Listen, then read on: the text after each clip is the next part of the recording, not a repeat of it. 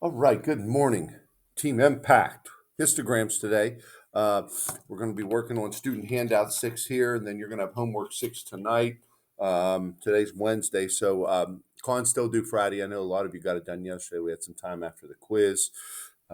So hopefully that works out. We're rolling along here, looking at a test probably.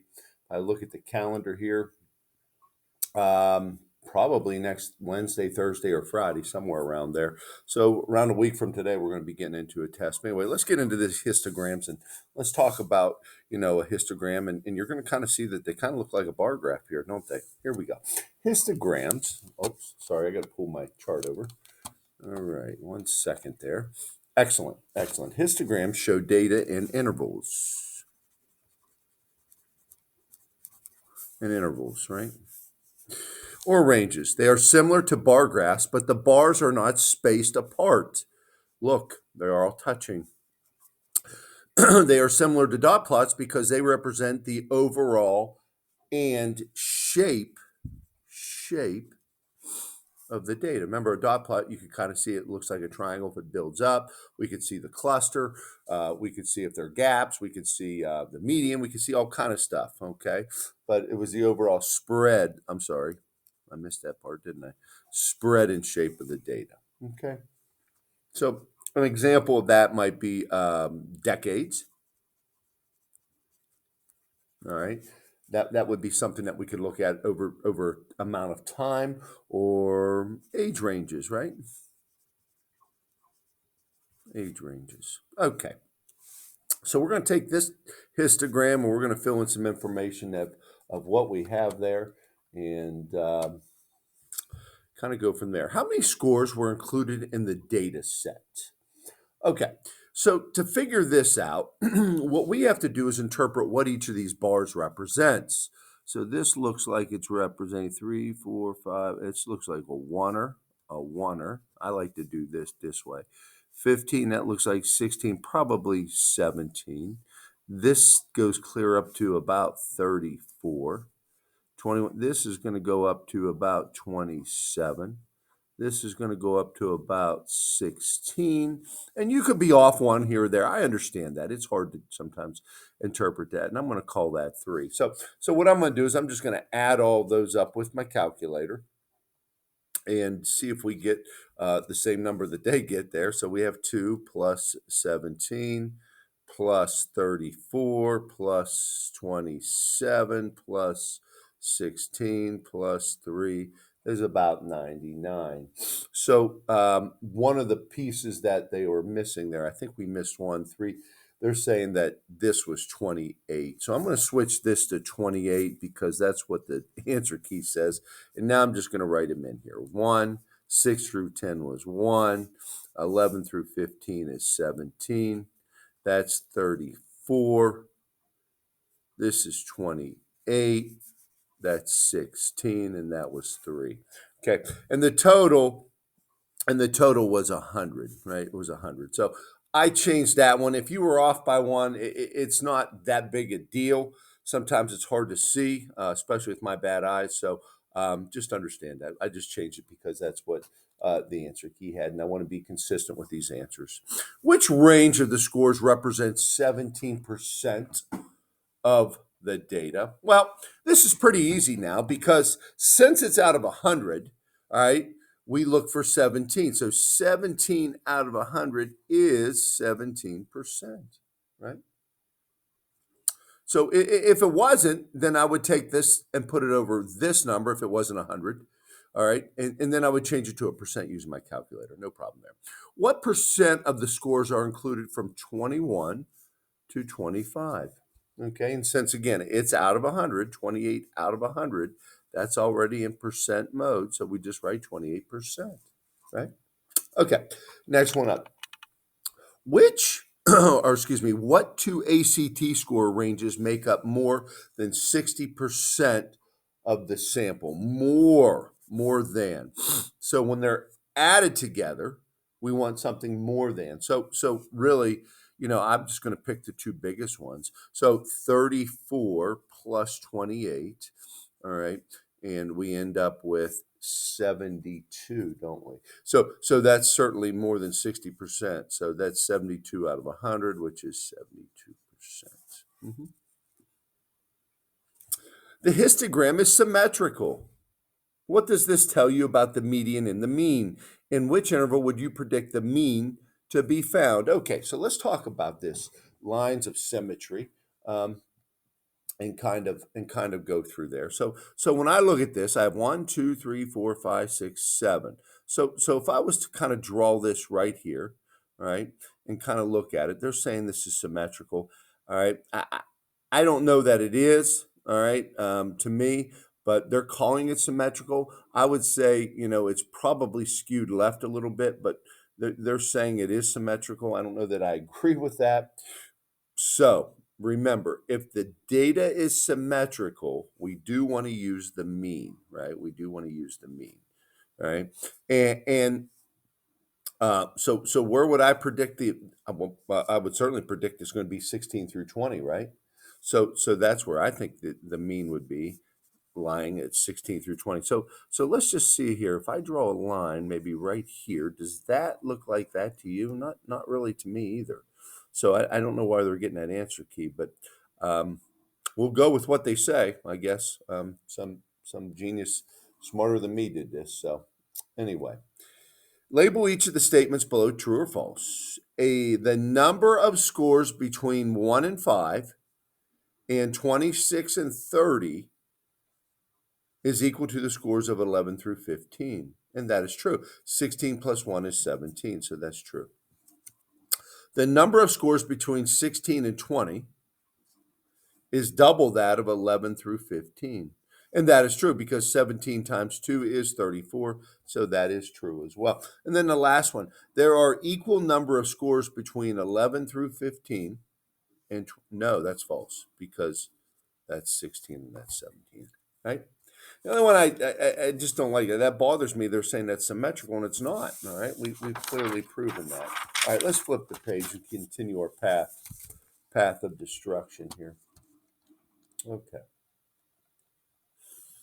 All right, number 6. We have this histogram. We're going to use the library patrons for 6 through 9. Here we are. So determine the total number of library patrons surveyed. Okay, so let's try this again. So there's 5. I'm going to say that's 8, 15, and I'm going to say that's maybe one more, and that's 6. Let's call that 2. Let's call that 7, and let's call that 10, and let's call that 12. And if we add all of those up, all right, we should get 50 patrons. All right, and let's see if our interpretation is correct. And again, sometimes you're off a little bit. It just happens, right? And we don't want to lose any sleep over that, right? And there it is. We got 50 there. Okay, so good. How many library patrons are younger than 30? Younger than 30. So no, don't include that one. So we have to include these two. So 15 plus 8 is 23. So it's 23 patrons. And make sure you label it. 15 plus 8 is 23 patrons. And then based on the information in the graph, which two age groups are responsible for 40%? Okay, so this is a little bit different because it's out of 50. So watch how I do this. So I need to get a number to 20, and I'm going to show you what I mean here in just a second. So we need 2 age groups. So which 2 of these is going to add up to be 20? Okay. Well, I have 12 here and 8. These two, when I add those together, so when I add those together, I'm going to get 10 through 19. And I'm going to get 60 through 69. Okay, 10 through 19 is 8, 60 through 69, and that's 20. All right, 20 out of a total number of 50. Now, we could take our calculator and switch that, or we could just scale it up, take this times 2 and get 100, and take this times 2 and get 40. And there, 40 out of 100 is our 40%. So there's a lot of different ways to look at it, okay? I like that way when I can double it and keep numbers even. Number 9, Based on the information in the graph, 30% of the library patrons are in which age group? So again, if we're doubling it, we need 15, a number that's 15. Well, it's 20 out of 29, right? 20 out of 29, because that's 15 out of what? 50, which equals 30 out of 100 times 2 times 2, which is 30%. Just 30%. So again, just using some mental math is always better. Next one, we got a group of runners. They chart their distance total for the week. So we got a histogram. Again, remember, we have pieces of data across the bottom. The bars touch, okay? How many runners run between 3.0 and 4.9?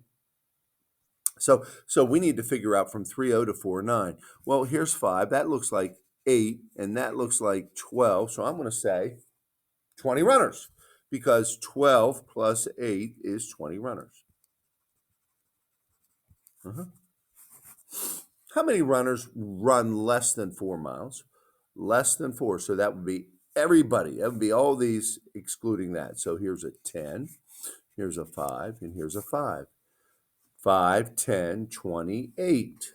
28 runners. Okay. And then last one, number 12. Which of the following statements best represents the data above? Okay, so let's talk about this here. 25% of the runners surveyed run 4 to 4.9. 25. Well, let's figure out what our total is here, right? So 10, 20, 30, there's 40 runners. There's a total of 40 runners. So does 12 out of 40, does that equal 25%? Well, let's see. So let's grab our calculator. We're going to have to do some work here. It's okay. So 12 out of 40. All right, now I want to change that to a percent. So I just hit second percent. And back. No, that's 30%, right? That's 30%. So since I couldn't double that up, since it wasn't a 50 or a 25, something, a multiple of 100, I have to do this with the calculator. 1/3 of the runners surveyed is 2 to 2.29. All right, so it's again 10 out of what? 40. Well, we can reduce that. They want to know if 1/3. Well, if I cut the zeros off, that means I'm going to divide them by 10, right? So if I divide this by 10, I get 1. And if I divide that by 10, I get 4. 1/4 is not 1/3. So it's no here and no there, right? All right, number 3. 1/5 of the runners are between 3 and 3.9. 1/5. Well, if I go back up here, I see there's 8. 8 out of what? 40. All right, and let's see if that, well, wait a second. I know that. I know my math facts, right? So 8 divided by 8 is 1. 40 divided by 8 is 5. 1/5, 1/5, that is yes. So that is the answer we're looking for. Don't even need to look at letter D, because it's only one. Which of the following statements best represents the data above? So here's the statements. This one does, and Bob is your uncle. So histograms today, putting that data together, just reviewing it real quick with you. All right. A histogram really is quite like a bar graph, but really it's not. Histograms have bars that touch, that are the same width, right? They're the same width. And we have to count the number of data. To get the total number of these intervals, we would add these up. Okay. And depending on what the number is, whether we need our calculator or not, or we could scale it out of 100, or we could scale it up and multiplying it by 2 like we did with the 50 set, okay? But histograms are intervals. We can look at the spread of the data and the shape of the data. It clearly peaks at this. The mode would be there, and we discovered the mean is there. So again, not used for individual data, but more chunk data, more data that's over a span or a spread of time. Your homework is right here. Crank it out. Have a good day.